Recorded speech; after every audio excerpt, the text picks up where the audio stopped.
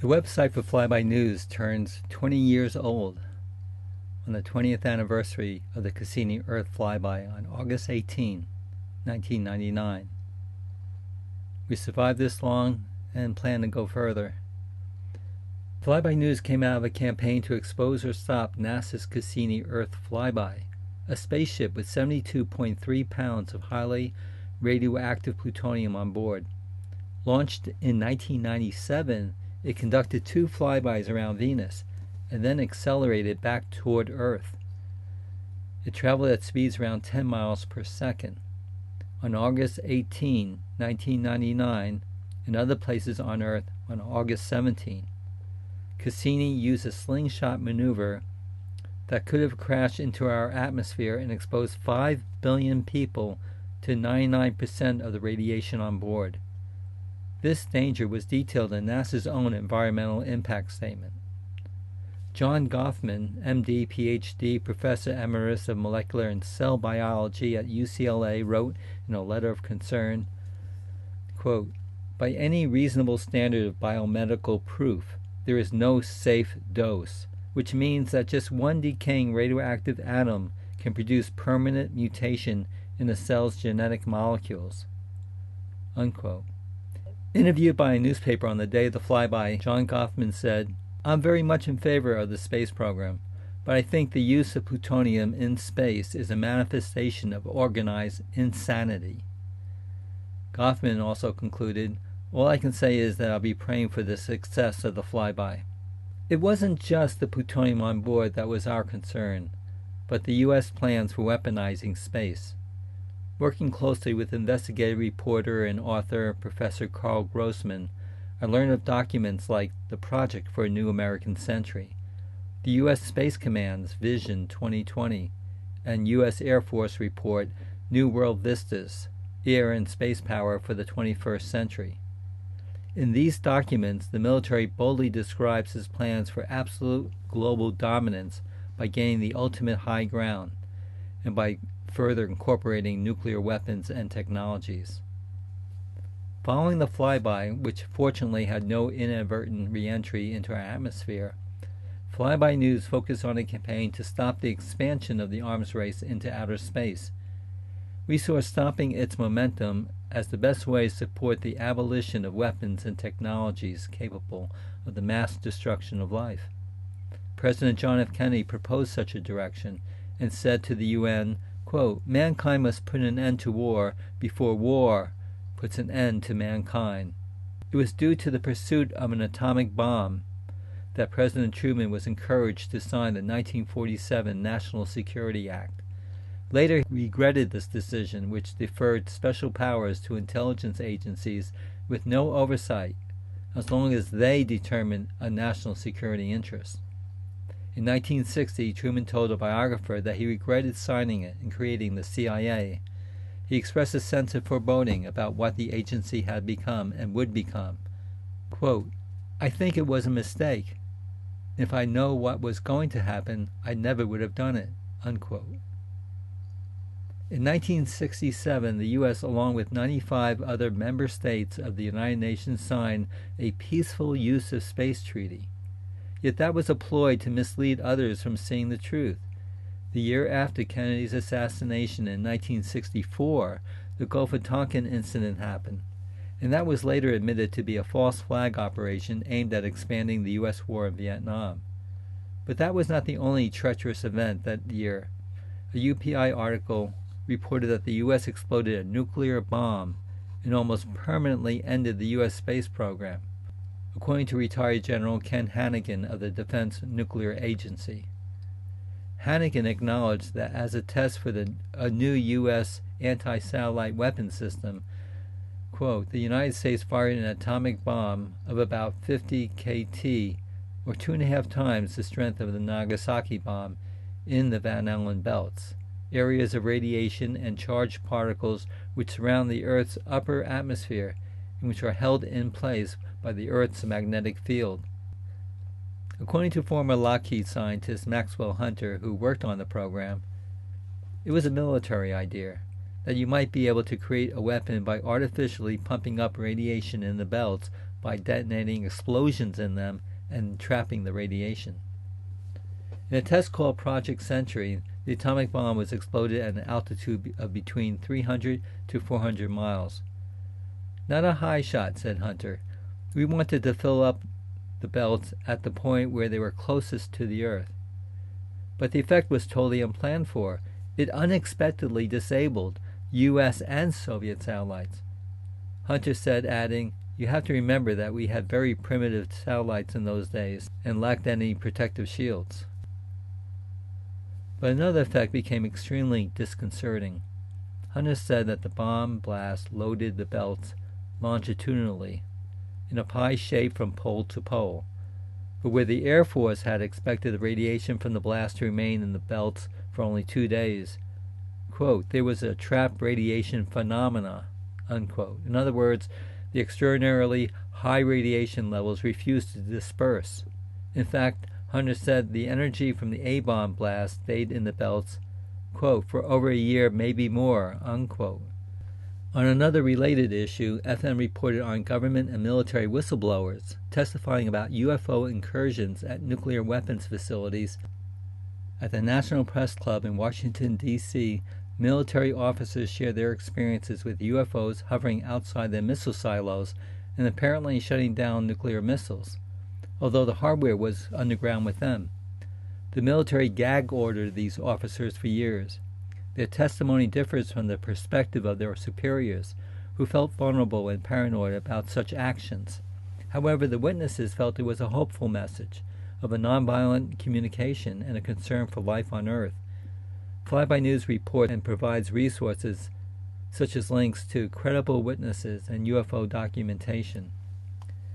A year after the flyby, in 2000, FN reported on the Y2K non-event, but more importantly on the U.S. presidential election. It was stolen with the actions of the U.S. Supreme Court's 5-4 vote decision to select George W. Bush over Al Gore. Voter suppression and tampering were evident. Black Box Voting covered this issue as well as other independent journalists. To help inform the citizenry, FN added resources to help reclaim a lost USA republic. Following the traumatizing September 11, 2001 events, President Bush Jr. unilaterally terminated the Anti-Ballistic Missile Treaty, which was signed into law by the U.S. President and Congress with the Soviet Union in 1972.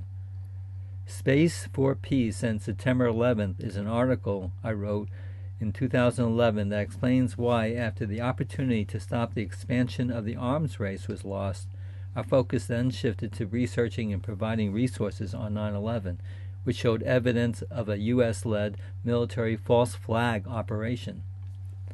In 2012, FN produced a video compilation called Dark Legacy, JFK and 9/11. Truth on Earth and in space became our focus. Without truth, there is no justice. Without justice, there is no peace. Truth had to come first before peace. George Orwell in 1984 wrote, "Those who control the past control the future." I became aware how many events in our past showed evidence of severe distortion. At one point, William Colby, the former CIA director, was quoted as saying that the Central Intelligence Agency owns everyone of major insignificance in the mainstream media. Dark Legacy, JFK and 9/11 was inspired by filmmaker John Hankey's documentary called Dark Legacy, George Bush and the Murder of John F. Kennedy. Hankey's film revealed a coup d'etat of the U.S. Republic on November 22, 1963. In 2013, FN hosted a community forum on the 50th anniversary of the assassination of President Kennedy. This is also the year of the 100th anniversary of the advent of the Federal Reserve. This represented a globalized monetary system that was beneficial to investors financing world wars, no matter which side won or lost. This was what President Eisenhower warned us about in his farewell address. Quote, "In the councils of government, we must guard against the acquisition of unwarranted influence, whether sought or unsought, by the military-industrial complex. The potential for the disastrous rise of misplaced power exists and will persist. We must never let the weight of this combination endanger our liberties or democratic processes. Dark Legacy, JFK and 9/11 also included an excerpt from Bart Sibrel's film, A Funny Thing Happened on the Way to the Moon. Flybynews.com has extensive resources on such topics. The most surprising event that came out of the Cassini Earth flyby was being contacted by Bart Jordan, a whistleblower who worked as a core mathematician for the Trinity test in the Manhattan Project in 1945, and was involved with NASA as a consultant on 3 missions, Mariner 9, Mars Viking, and Voyager 2. Bart Jordan received a no-flyby press release co-signed by Dr. Earl Budin, radiologist emeritus at UCLA, called NASA Misleads the World to the Dangers of the Cassini Earth Flyby. Bart Jordan's commentary about evidence of technologically advanced ancient civilizations and their passing down of information through remote language was something unexpected. But for the last 20 years, Jordan has remained consistent and has shown documentation to back up extraordinary claims. Dr. Budin thought it was impossible for the existence of technologically advanced human civilizations over 100,000 years ago. I was open-minded and knew many examples of ancient civilizations with capabilities beyond what modern history had discovered. I was impressed to learn that Jordan had guest lectured at 5 departments at the University of New Hampshire in Durham and was known for his concert classical guitar. In fact, he studied under renowned Andre Segovia. It took years to verify much of what he shared. FN has interviewed Jordan 3 times. The last time was on August 9, 2018, in a 59-minute program called Bart Jordan, Manhattan Project NASA Whistleblower. These programs are available online with Bart Jordan's deciphering artwork and articles. He has been written up in the New Hampshire Times and other publications. Hopefully he will contact us again. He had spent much of his life under the radar, as he had been threatened about sharing what he had accomplished in 1945 in the message on Mars in the Cydonia region and his 2 satellites, Phobos and Deimos, and the link to pre-Ice Age human civilizations. Looking ahead beyond FN's 20th anniversary, which is on the same day as the 50th anniversary of the Woodstock Music Festival, 2020 looms large in significance. Will voters and leaders deal with the larger issues of energy pollution's impact on our environment, the dangers of war and nuclear proliferation, a rogue military, industrial, congressional, intelligence, media, academia, think tank complex, universal health care, and the divide of the rich and the poor? In the post-Cassini flyby era, independent news for life survival in the 21st century will find its way to the end, or to a new beginning. In one form or another, truth will prevail.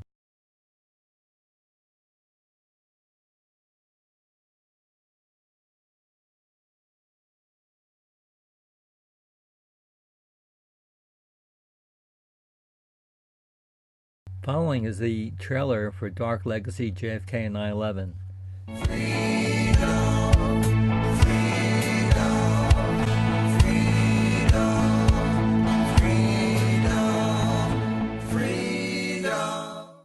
Eisenhower warned us that the greatest threat to American security came from the military-industrial complex. And Kennedy heard him. And then he called on the world to strengthen the United Nations organization, to help them not just to rein in the military-industrial complex, but to eliminate it completely. Together we shall save our planet, or together we shall perish in its flames.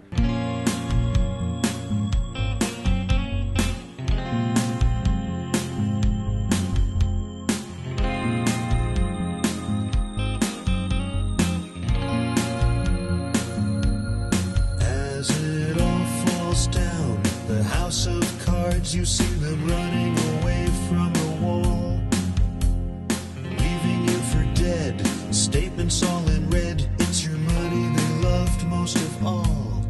You trust the men in suits, think they're better than you. Then you choose to give your power away. Take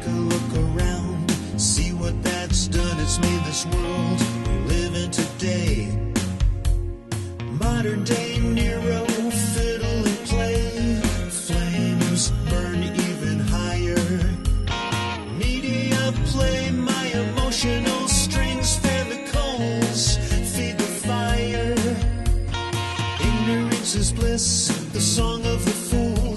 The wise man knows his own mind.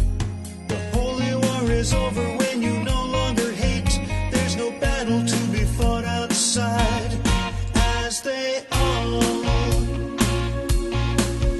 fell down, you could hear the sound of angels crying.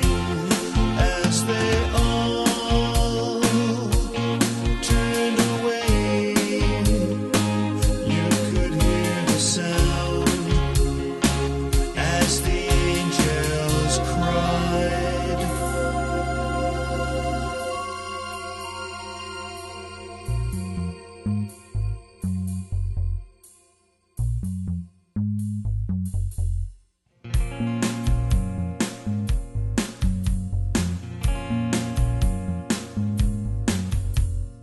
Everyone is you, you are all one, no better or worse than the fool.